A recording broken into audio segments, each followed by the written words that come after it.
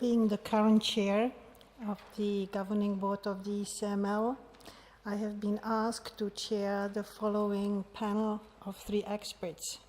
And having listened to Professor Widdowson's lecture, I realized that I have been asked to cope with unpredictable communicative demand.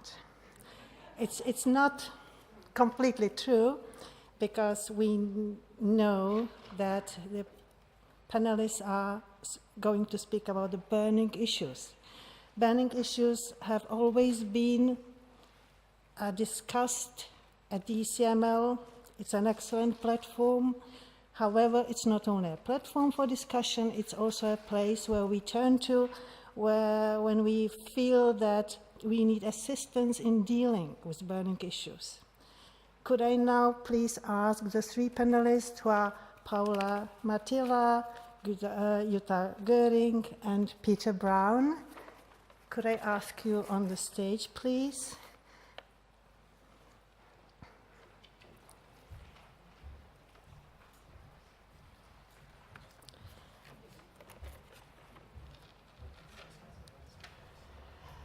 Paula Matila is a current governing board member with the ECML. Back at home in Finland, she is the Council of Education at the Finnish National Board of Education. She's been governing board member with the ECML since 2009, and this year she has become the bureau member. Peter Brown, the next one, is the father of 2 important organizations. He is the founder of the EQUAS. EQUAS, that's the organization looking after evaluation and accreditation of quality in language schools. He served for many years as the chair of EQUAS. He is also the founder of the Italian Association of Language Schools. Currently, he is still EQUAS board member, and let me remind you that EQUAS is a partner of the ECML's Professional Network Forum. Jutta Göring used to be my colleague on the governing board. At the moment, she is director of Goethe Institute in Budapest, but before that, she was in Bulgaria, in the same position in Latvia, and also in Serbia. She is at the moment representing not only Goethe Institute, but the European Union of National Institutes for Culture, the UNIC organization. And UNIC also is part of our professional network forum that we have within the ECML.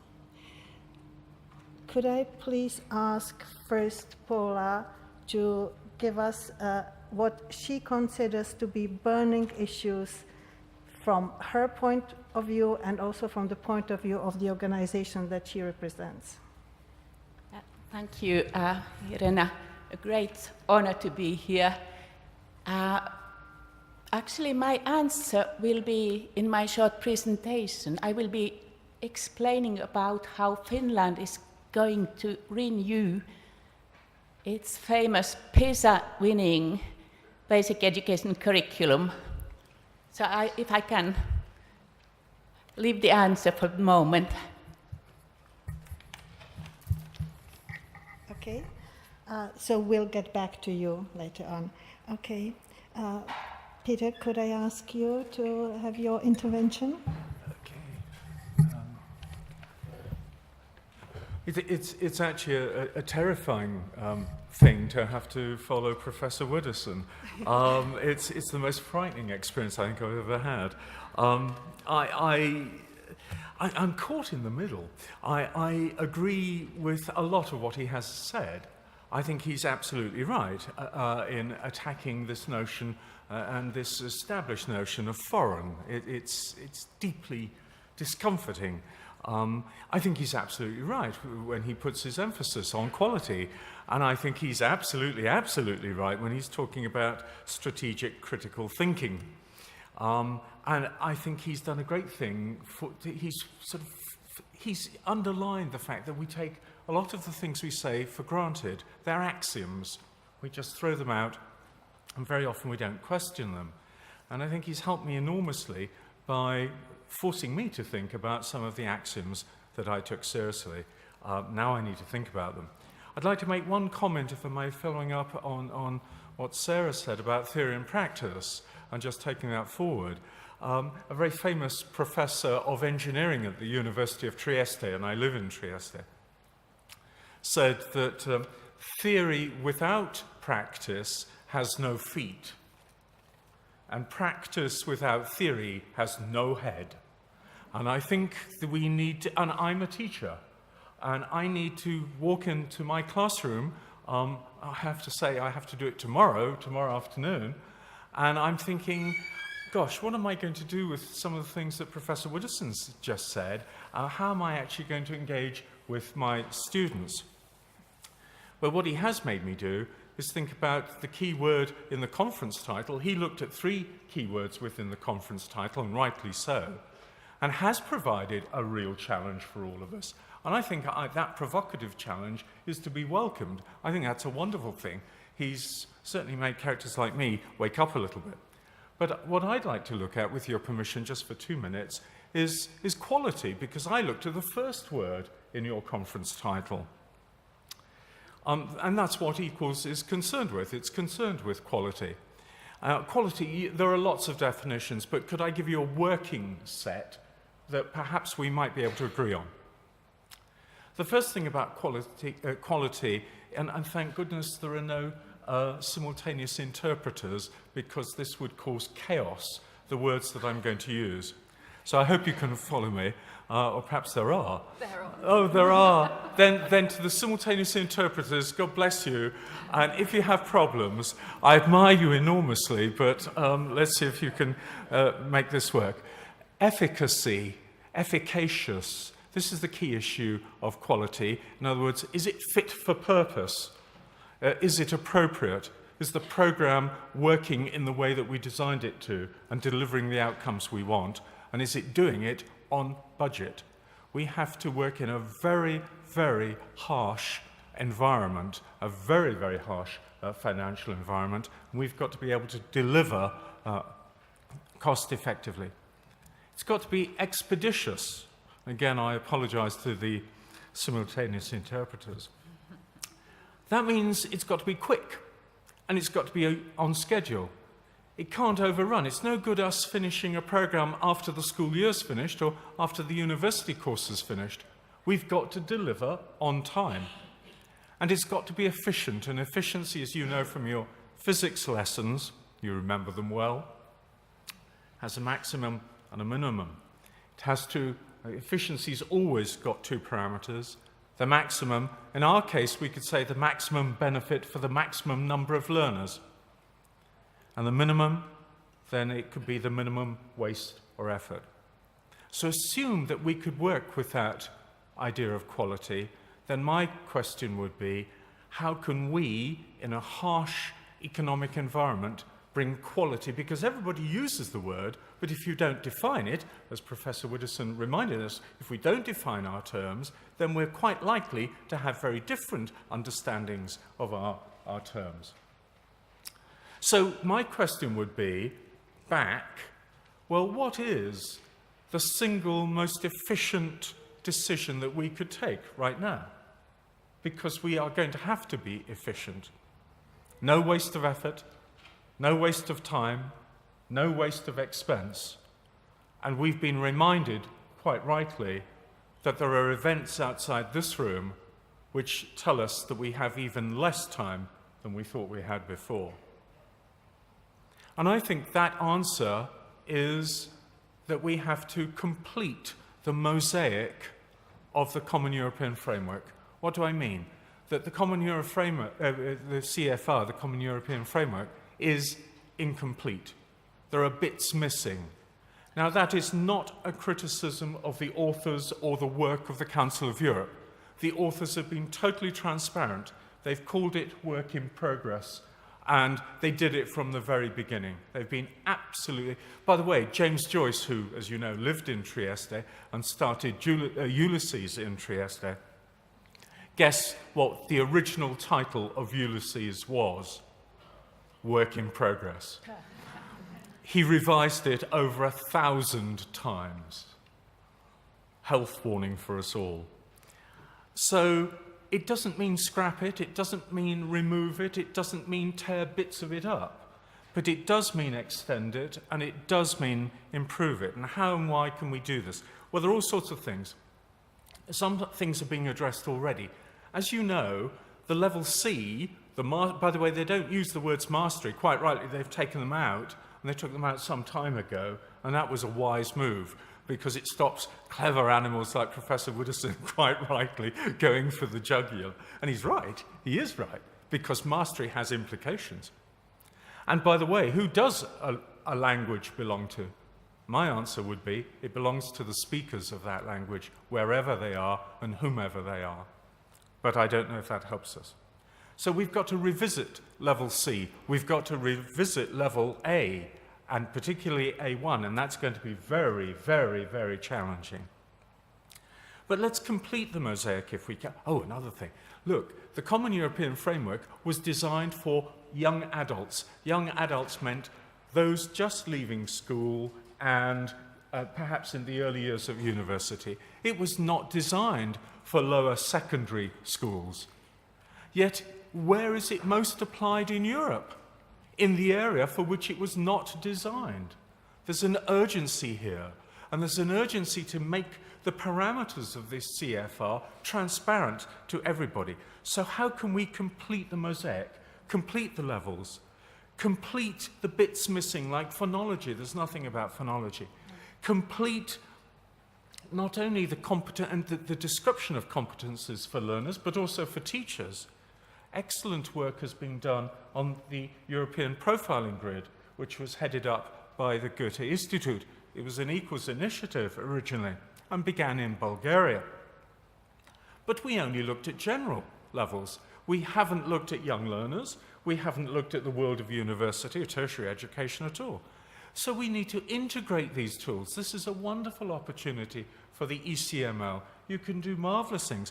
We, for example, in Trieste, in the school in which I teach, we do have descriptors for young learners. Where did they come from? From the wonderful work that had been done in Finland, and which we were part of a project, and we've sort of bent them into, but there's nothing there, we had to do it on our own. And it wasn't easy. And a real plea, because there's a serious question, a serious scientific question behind mention of L1, and that is, well, yes, but the brain is a different place. You cannot compare L1 to L2, L3 beyond the age of 7, 8, and by 10, it's impossible. By 14, 25% of your brain capacity in terms of, if you count connections, has been removed. You cannot do it because the place has changed. So there's another final, and then I conclude. There's two final things that I think we have to face. One is the CFR has been hugely successful. It's been wonderfully successful. But that's a challenge. Why? Because member states are going to say, don't touch it. It's taken us so long. Leave it alone. We're there. We don't want more change. They're going to say that. And what you're going to get... In Finland, we are not going to say that. No, okay. Go on. Go on. Say it now. Go on. I'll explain that a bit later. But I hope you heard it. What you actually said was, in Finland, we're not going to say it. You did, didn't you? Yeah. They know about this at the ECML anyway. Ah. Yeah. Now we're... Okay. For a new version. Okay. But that is a challenge. The inertia, the don't change, the leave it alone. We don't want... But actually, we're not arguing for change. We're arguing for completion and integration. and relating some of these marvelous tools and keeping that are out there to the CFR and keeping people up to date. And that's what the ECML, I think, is very, very good to do. And so you are in a wonderful position, and you're in a win-win position. And it's not often that you can be put in that position, because for relative small amounts of funding, you can produce huge impact by doing these tasks. And that seems to be a great thing. And all credit to the Austrians, the Austrian presidency, both the federal organisation and the local county organisation for realising how important it is to support ECML. So a moment of congratulation for that. But can we go back to the idea of James Joyce and work in progress? The Common European Framework is work in progress. Please, can we now add progress to it and complete it? And that, I would argue, is the single most important thing you can do to extend quality in language education. Thank you. Thank you.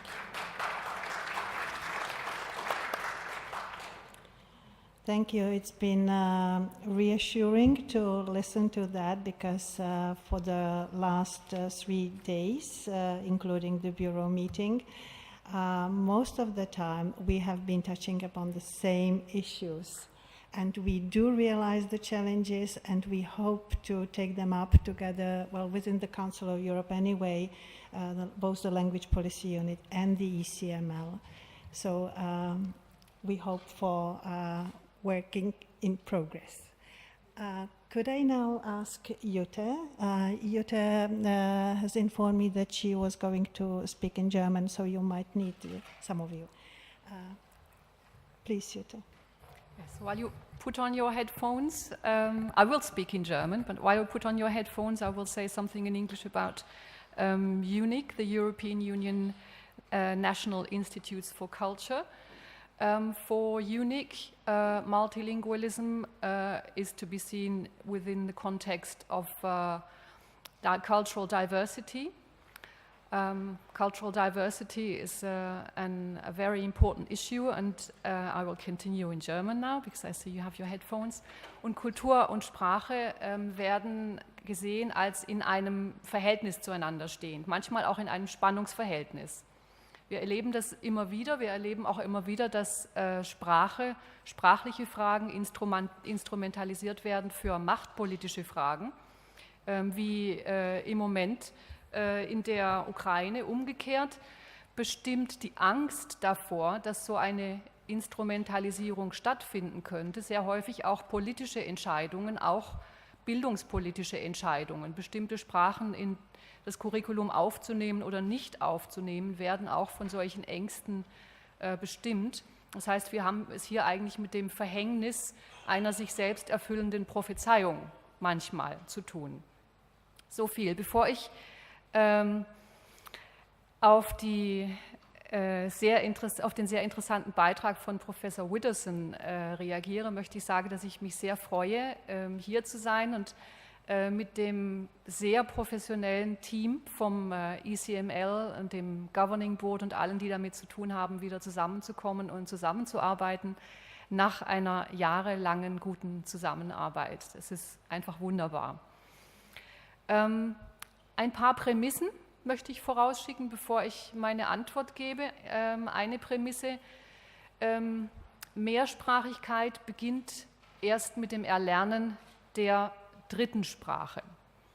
In der Regel ist das die zweite Fremdsprache, also mit dem Erlernen der dritten Sprache. Vorher gibt es nur den Gegensatz zwischen dem eigenen und dem anderen. Das wäre eine Prämisse, die so gilt für UNIC, EUNIC, die aber auch gilt für meine Arbeit am Goethe-Institut.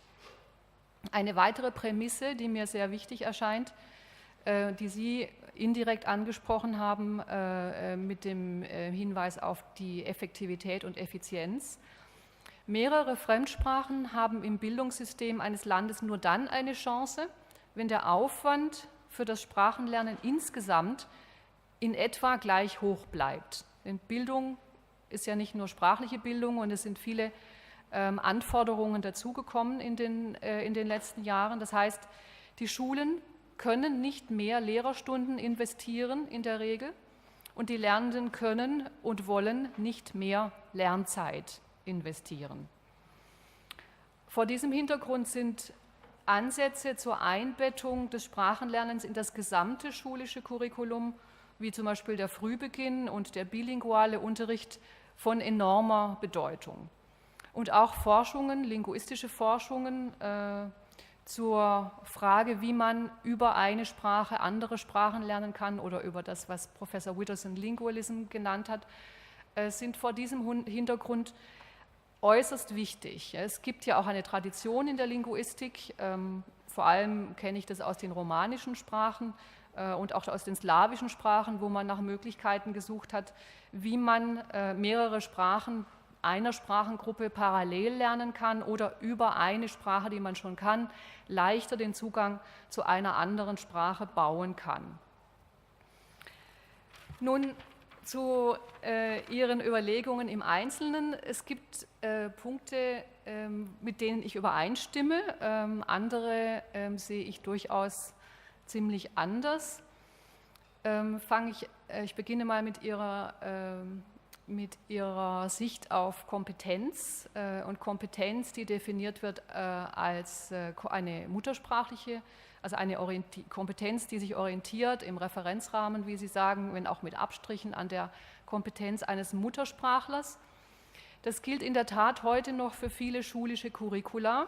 Da müssen wir auch hinschauen, denke ich. Und es gilt ganz bestimmt für die internalisierten Bewertungsmaßstäbe vieler Lehrkräfte, vor allem wenn diese Lehrkräfte selbst nicht Muttersprachler sind. Urteilen sie ja viel strenger oft als die Muttersprachler selbst.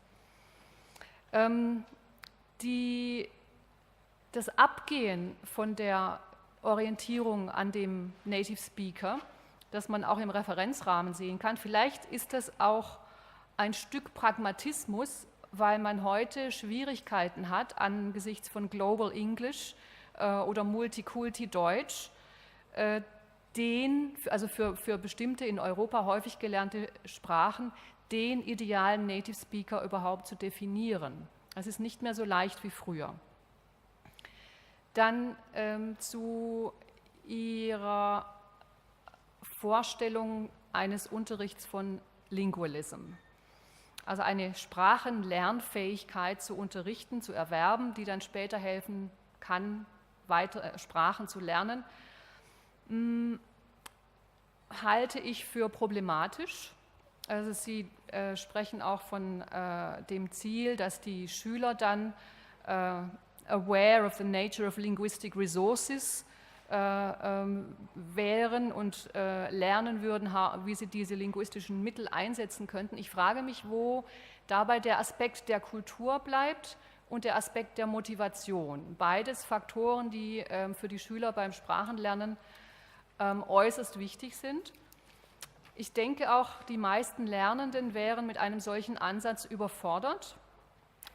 Mich erinnert er an einen Ansatz in der Mathematik im Deutschland Ende der 60er, Anfang der 70er Jahre. In meinem Mathematikunterricht habe ich das erlebt, wo man auch den Weg vom Abstrakten zum Konkreten gehen wollte. Und zwar sollten die Schülerinnen und Schüler mit Hilfe der Mengenlehre ein mathematisches Verständnis entwickeln und darauf aufbauend dann rechnen lernen. Das war ein interessanter Weg für sehr begabte und auch abstraktionsfähige Schüler, erwies sich aber für den Unterricht als Irrweg, obwohl die Mengenlehre als solche natürlich nichts von ihrer Bedeutung für die Mathematik verloren hat. Das ist ein ganz wichtiger Bereich in der Mathematik und so denke ich, vielleicht ist dieser Lingualism auch ein Forschungszweig, der unbedingt verfolgt werden sollte in der Linguistik, aber ob er für die Praxis taugt, hätte ich meine Zweifel. Es gibt aber auch in neueren Forschungen plurale Ansätze, die das Ziel haben, mehrere Sprachen und Kulturen. Ja, Kulturen ist mir in diesem Zusammenhang immer auch sehr wichtig, also mehrere Sprachen und Kulturen aufeinander bezogen zu vermitteln und die scheinen mir erfolgsversprechender und auch für die Lernenden motivierender. Es gibt vom Europäischen Fremdsprachenzentrum entwickelt den Referenzrahmen für plurale Ansätze zu Sprachen und Kulturen, REPA Tarap. Der ist ein Meilenstein aus meiner Sicht. Also ich habe mir auch jetzt in Vorbereitung auf die Konferenz einiges angeschaut und habe eigentlich nichts gefunden, was dem gleichkommt. Es lohnt sich, das mal anzuschauen, kann man auch leicht finden auf der Webseite. Zu Ihrem Punkt noch zu den Sprachen, die unterschiedlich verschieden sind, absolut einverstanden. Ich habe auch einen Aphorismus abgewandelt, und zwar gibt es in Deutschland den anscheinend von einem unbekannten Autor stammenden Aphorismus: Alle Menschen sind Ausländer, fast überall.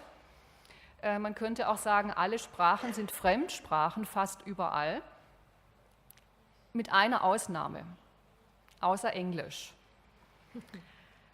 Schon daran kann man ablesen, dass man Sprachen nicht alle als gleich und schon gar nicht als gleich fremd betrachten kann. Denn die größten Unterschiede zwischen Sprachen bestehen heute, Sie hatten auch darauf hingewiesen, in der wirtschaftlichen und politischen Macht, die sie repräsentieren. Dazu gehört, also die leitet sich ab aus der wirtschaftlichen und politischen Bedeutung der Länder, in denen diese Sprachen gesprochen werden, die Attraktivität der Arbeitsmärkte in diesen Ländern, die Anzahl der Menschen, die diese Sprachen als Erst- oder Zweitsprache sprechen, damit verbunden die Nützlichkeit dieser Sprachen für die Verständigung an einem beliebigen Ort der Welt. An einem beliebigen Ort der Welt. All diese Faktoren bestimmen natürlich die Motivation für das Erlernen einer Sprache maßgeblich.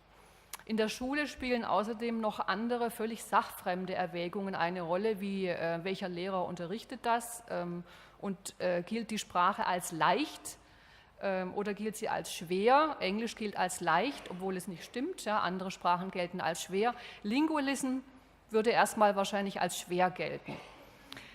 Und auch die Frage natürlich, ob man mit dem Erlernen dieser Sprache Aussichten auf eine gute Note hat. Vor dem eben Geschilderten hat im Hinblick auf die Entwicklung einer lebendigen Sprachenvielfalt vor allem die Frage entscheidende Bedeutung, wie man den Englischunterricht als Vorbereitung auf das Erlernen weiterer Sprachen nutzen kann. Und wie man auf der anderen Seite, und das ist mir ausdrücklich ganz wichtig, wie man Sprecher von Englisch als Erstsprache, also die Mächtigen in der Fremdsprachen oder in der Sprachenfamilie, wie man die Sprecher von Englisch als Fremdsprache motivieren kann, überhaupt eine Fremdsprache zu lernen. Es gehört für mich zu den Burning Issues. Dann gehört zu den Burning Issues, wie viel Fremdsprachigkeit wollen wir uns in der Schule leisten. Ich war beeindruckt von dem, was heute gesagt wurde vom Vertreter des Bildungsministeriums über Österreich und die 24 Sprachen, kann ich nur sagen, Hut ab. Und zum Schluss vielleicht eine etwas merkwürdige Überlegung, aber vielleicht müssen wir auch solche Überlegungen anstellen wie Verlage, die ja ich sage jetzt mal hochwertige Titel, damit soll jetzt möchte ich nicht übertragen auf die Sprachen. Ich bin Anglistin von Haus aus, also Verlage, die bei einer Mischkalkulation hochwertige Titel durch die Bestseller mitfinanzieren. Also eine Mischkalkulation beim Sprachenlernen, dass man zum Beispiel überlegen könnte, es gibt nur Englisch Plus. Und dann da durchaus dann vom Englischlernen die nächste Sprache, die vielleicht nicht allzu viel später gelernt werden sollte, als Brücke benutzen. Also es gibt nur Englisch plus Englisch mit einer anderen Fremdsprache zu lernen, von Anfang an. Und nicht Englisch als Monokultur. So viel. Okay, Dankeschön. Vielen Dank. Okay, once again, I have to say, as also Jutta mentioned in her presentation, that certain issues have been already tackled within the ECML, the FREPA project, and all the burning issues that you have mentioned, at least that I remember, be it the last one, the position of English within learning and education, be it the intercultural element within language education and plurilingualism, all are high on our agenda, and this is the right time because we are preparing the next program.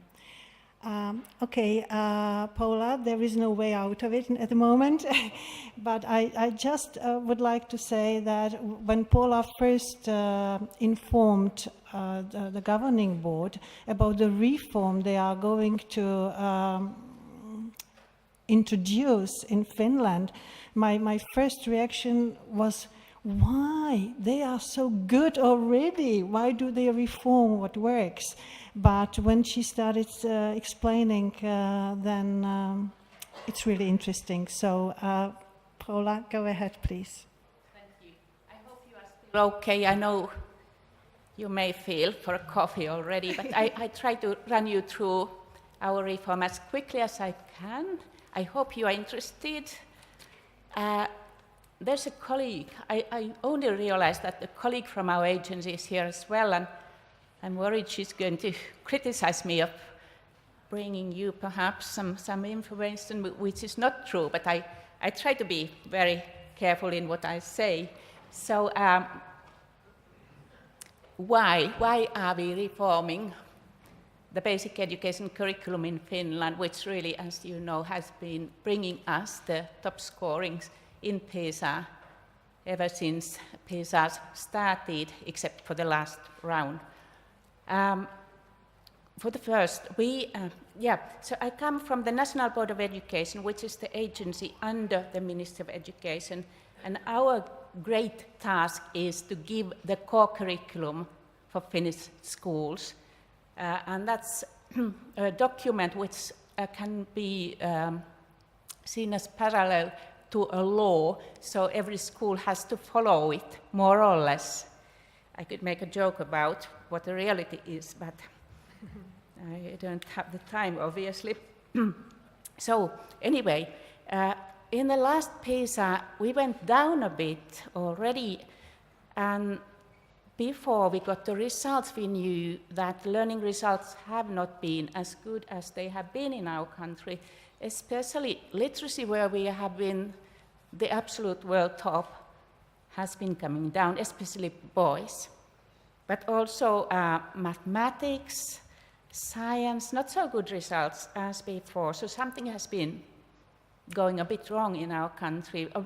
But it's more, I think, a sign of the times anyway. The world is not the same as it was 10 years ago. We have to do something. We have to find new ways of preparing our next generation to the world, which is more and more challenging all the time. So we are reforming the basic education curriculum in a huge process which involves researchers, textbook publishers, teacher trainers, practitioners, a lot of people, a huge number of working groups.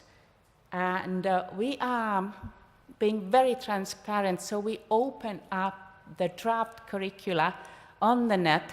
That has been done once already for the generic parts, and now the whole document will be open since 15th of April till the end of 15th of May. You are welcome to look at it and comment. It will be available both in Finnish and in Swedish, so do your best with it. It's only a few hundred pages. Being the country we are very honest with the comments as well, so they will be carefully collated and analyzed, and the key points will be brought into the final document, which should be finished at our agency by the end of this year, and then starting next year, the local curricula will be drawn up based on the core curriculum, and then by the beginning of August 2016, every school should be ready to start with the curriculum. That has been brought up to the challenges of the world today and for the next 15 years, perhaps.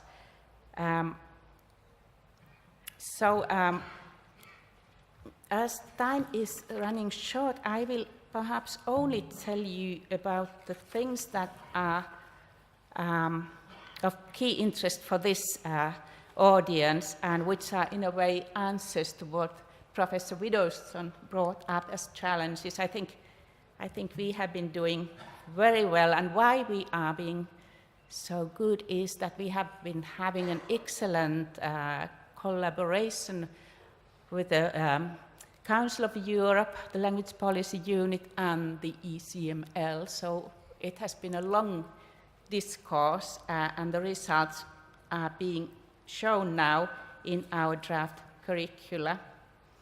And so in the whole curriculum document, there will be emphasis on language awareness.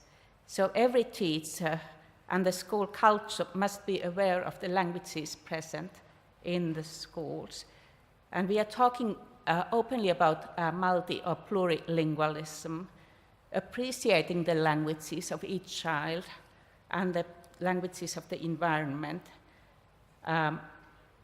The schools, as we say, operational culture should be changed now towards appreciating the plurality of languages present, appreciating the child's repertoire of languages, whatever they are, starting from perhaps a dialect. There's a new emphasis on cultural diversity. Finland has been fairly monocultural, if we can say so, and now we talk a lot about appreciating cultural diversity in this new document. It won't be easy to take that on board, I'm sure, but it's very important. We see a key to societal cohesion. We are talking about teaching and learning multiple literacies. I won't go into that too much. And then there is a genuine big focus on the way kids are learning to learn.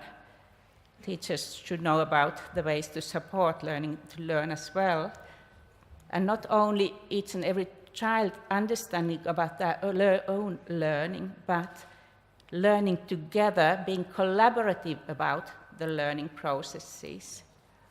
That's going to be a serious issue as well, but it's in the new draft curriculum, collaborative learning, taking responsibility, the kids taking responsibility of each other's learning as well. Not easy at all. And then I'm going into the language curricula. I'm a member of the foreign languages group, if I dare to say foreign languages anymore, because that's not really the way we are thinking in Finland. It's more like languages, not foreign. I think Professor Widdowson likes that approach. So, the foreign languages curriculum will start each and every language curriculum, be it English or Swedish or whatever, Latin. So it has a bit about multi or plurilingualism. So that will be part of what should be taught and learned in our schools from 2016 on. And we are not exactly using the word languaging as yet, but I think it will be there. There's even a Finnish verb for that. It's kieleillä. Kieli is language, and then kieleillä is the verb when you do things with the language. So we are very, very close to answering Professor Widdowson's challenge to all of us. Yeah, we are taking that on board. How do we do that? There's going to be a lot of emphasis, for example, on playing, having fun with all the languages that a kid has or which are present in a classroom, in a school. A part of this plurilingual part of the languages curriculum includes celebrating cultural diversity. And we are going to teach and learn about the kind of cultural ingredients that are embedded in each of those languages that a kid is to learn, plus that we are going to look into the backgrounds of the kids' linguistics repertoires anyway. And then we are bringing the students in key role of their own learning of languages. So we are repeating over and over again that what is being taught and learned has to be partly chosen by the kids themselves, together preferably. But anyway, this is like adding authenticity to the learning process and ownership. Oh, I'm getting scared. I know it's a huge challenge, even if we are trying to be so good in Finland. Okay. Or we have been anyway. And then Professor Widdowson, we have decided to skip the native as the ideal of our learning. We have almost even written that down in Finnish and in Swedish. And anyway, what we are saying in the curriculum text is that mistakes are interesting. They are benchmarks in your way towards better learning. I could repeat that in Finnish because I think it's key in the new curriculum. It's pretty unique, I think. We are, thanks to the ECML and the Language Policy Unit, we are planning to introduce the European Language Portfolio as a tool supporting the curriculum. There are mentions about that, and we have drafted a Finnish version of, which is of course better than the original one, more modern, of the Language Portfolio, in order to support the curriculum and teaching work.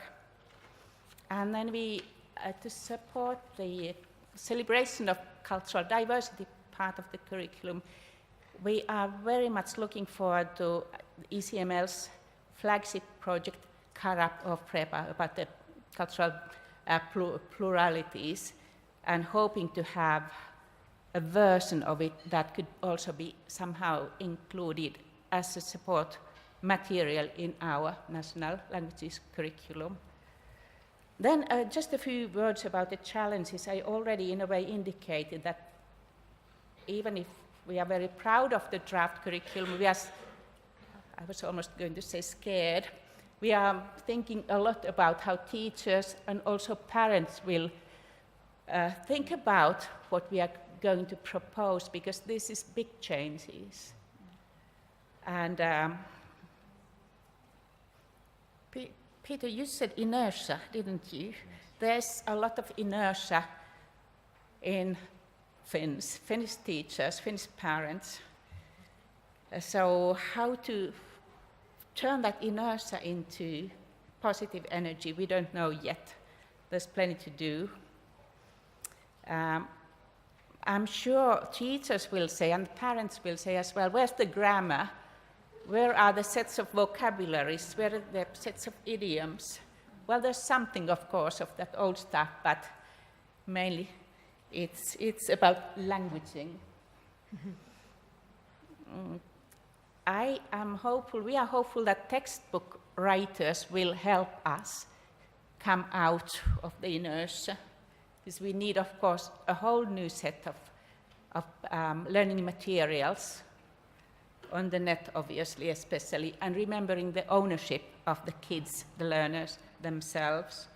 And then, Peter, really, we noticed that the famous, lovely Common European Framework of Reference does not help us very much in bringing us to where we want to get with our new curriculum. So we need renovations. And we need parallel sets for the learning to learn skills. How can we support children's learning if we don't have a nice, good, solid tool to somehow support it? We need, as I said, the flagship project of Karab, with the ECML. We need descriptors for cultural learning as well, not only linguistic. And then Director General of Democracy, Snezana, you mentioned in the morning the descriptors for democratic citizenship. And actually our new language curriculum is a lot about democratic citizenship. And if we are getting descriptors for that, I think that will also be a parallel tool to help us get where we want to with the new curriculum. Yeah. One more thing. We are wondering, of course, also how the kids will feel about the new curriculum. Time will show. I hope we will get there where we want to. So thank you for listening.